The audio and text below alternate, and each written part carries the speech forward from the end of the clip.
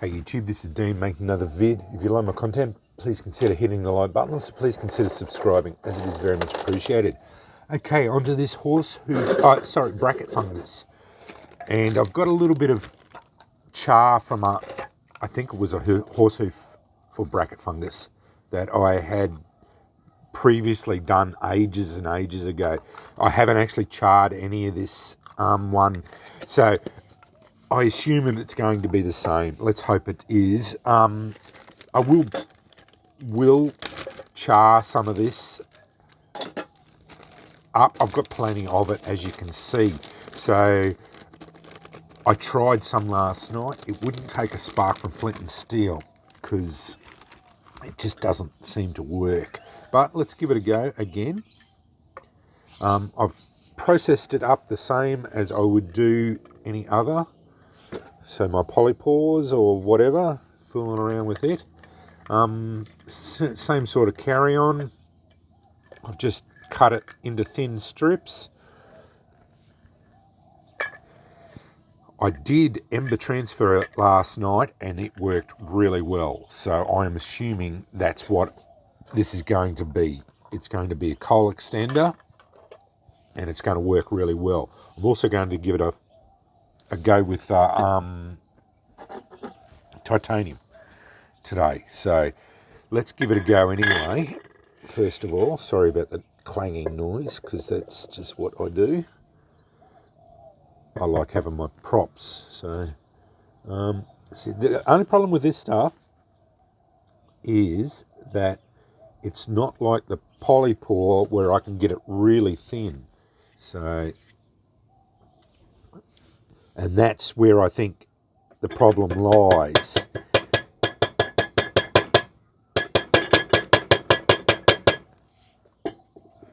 So that's where I think the difference is in the polypore and this.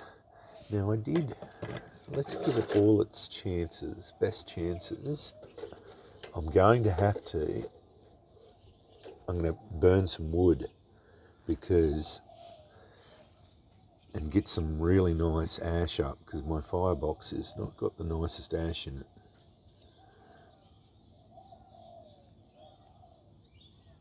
I like ashing my polypore because I think it makes a difference.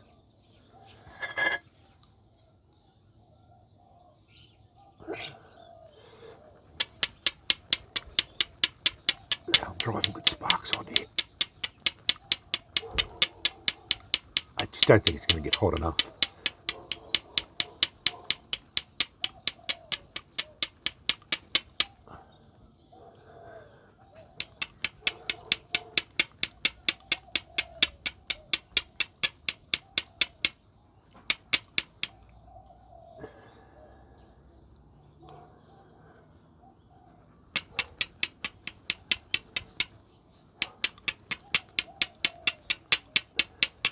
No, I don't think it's going to work.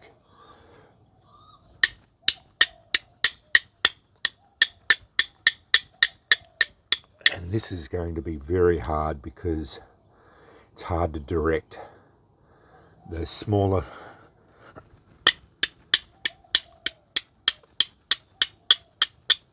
I don't get as often a spark with the titanium.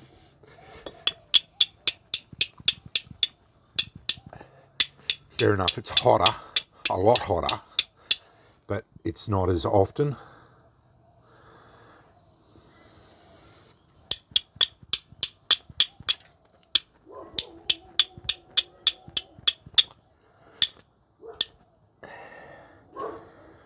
It's not very good.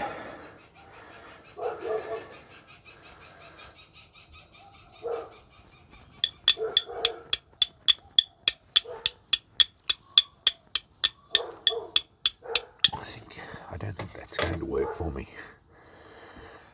Anyway.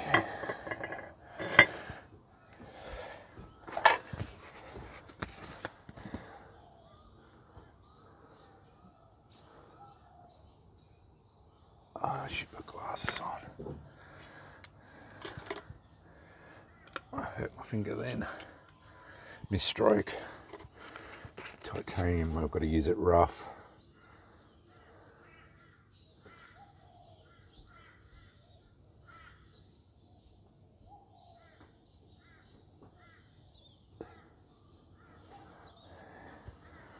as expected.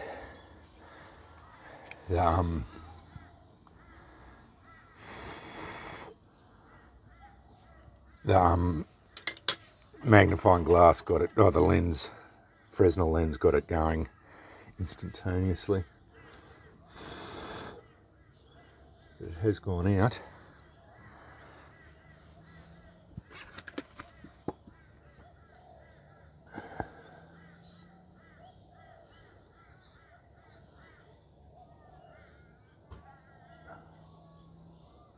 I think I was not very...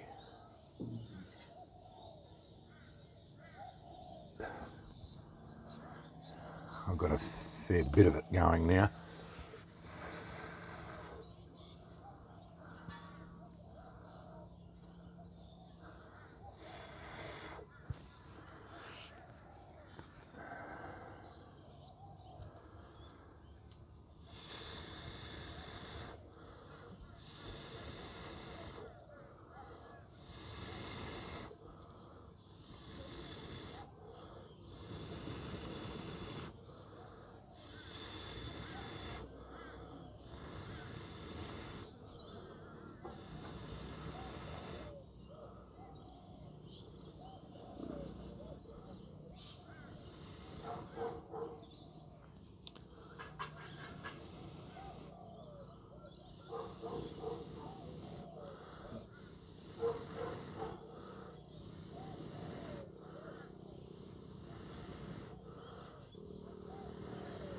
As with all these things, the idea is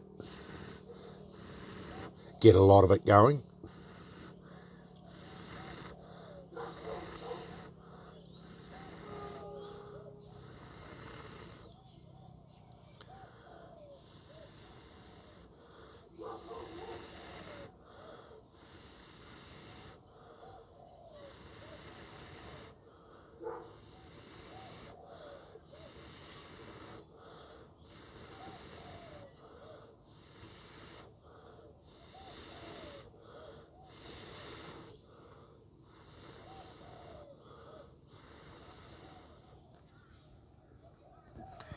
Now, we'll see how that goes.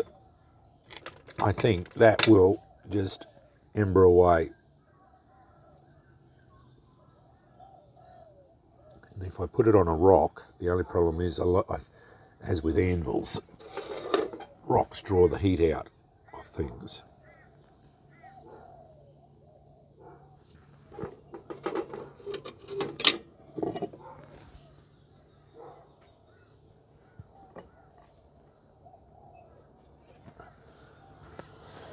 I'm just trying to see if that'll just ember away without too much coaxing.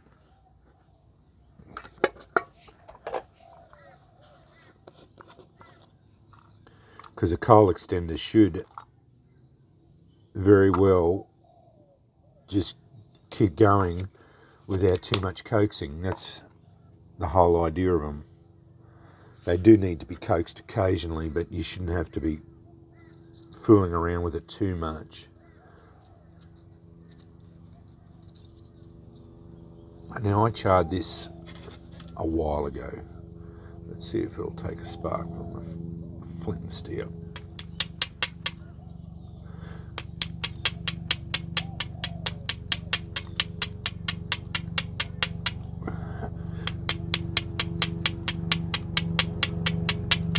I don't know if it'll pick it up. See, that's embering really well. It's just...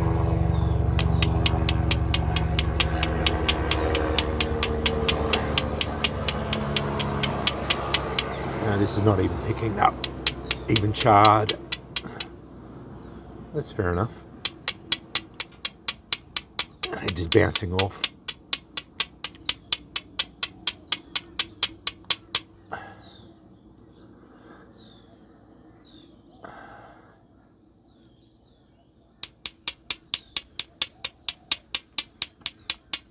Fair enough.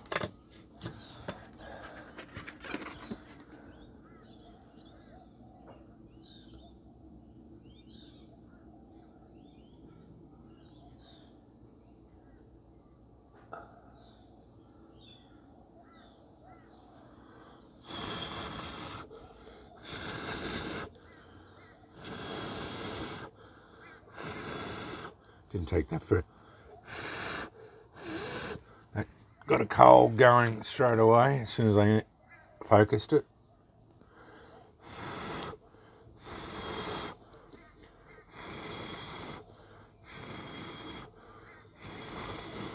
It's just turning into a big coal.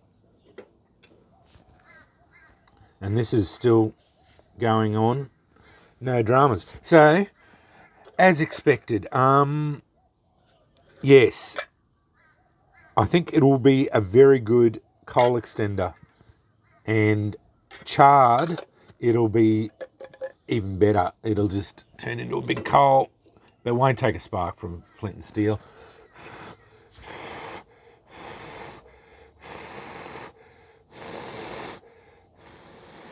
That's just a coal now. That's turning into a big coal. So that would be very good, like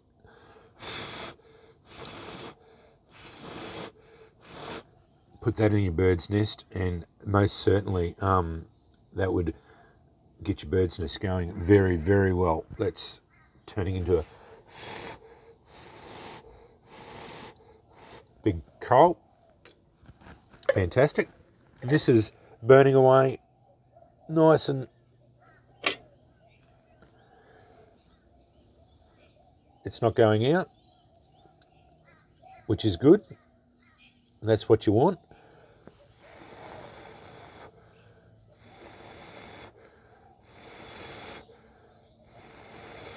Without needing to coax it up. So that's good too. That's good to know. So that's just a bracket fungus that we found in the backyard of a suburban yard here in Brisbane. And that's what it looks like. I'll show you it again. I'll put that in there. I will admit I don't like the smell of it as it's burning or even as it's dried. That's what it looks like. I wouldn't eat it. I don't really like smelling it that much. Very woody on the inside, hard now that it's dried out. Yeah, and Dad just pulled it off and let it dry out naturally, and it's been drying out for at least a month. And yeah, it just dried out really well, and it's gone really super hard. And I just cut it up into thin slivers, and as you can see in here, it's just burning away into ash, and that coal is very hot. Don't pick it up, Dean, because otherwise you burn your finger. That coal is, I can't even pick it up now, is just one big ember now. But I just cut it up into slivers, but that's what I'd cut that piece up there and hit it with a solar, and that would just turn into an ember. And that's how I'd use it, because I wouldn't even, that would be the sort of pieces I'd be using as pieces, because you don't want to be fooling around with little bits of this stuff, because you're not going to be throwing sparks into it. It's as simple as that. It just won't pick it up. But it's for solar or ember transfer. That's one thing I didn't show you how to do. So same business. Either get a coal or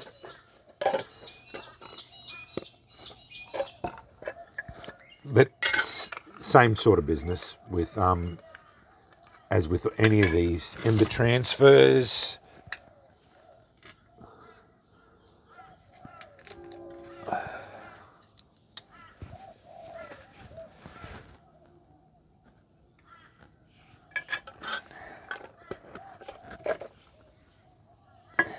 Just get an ember established.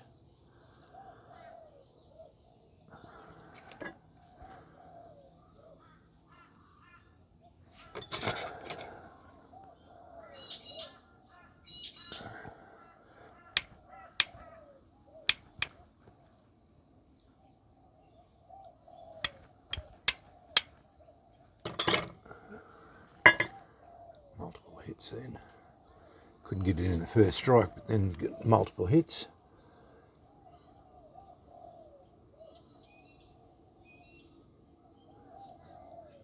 Before your char cloth starts getting too hot.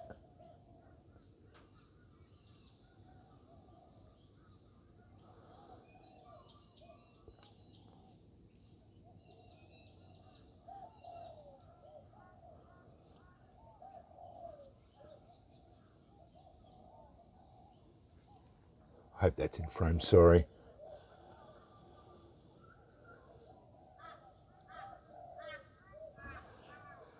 And it's getting very hot.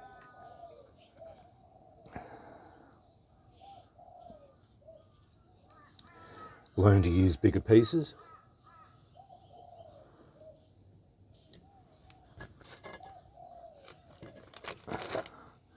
That's a terrible demonstration.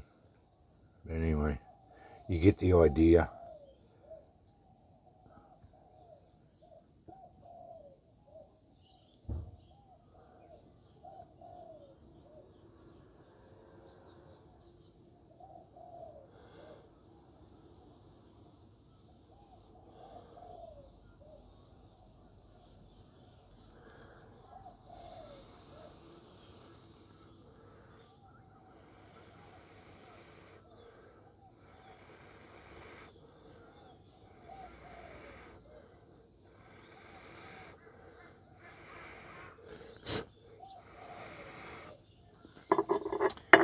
Worked out in the end without burning yourself, which I didn't,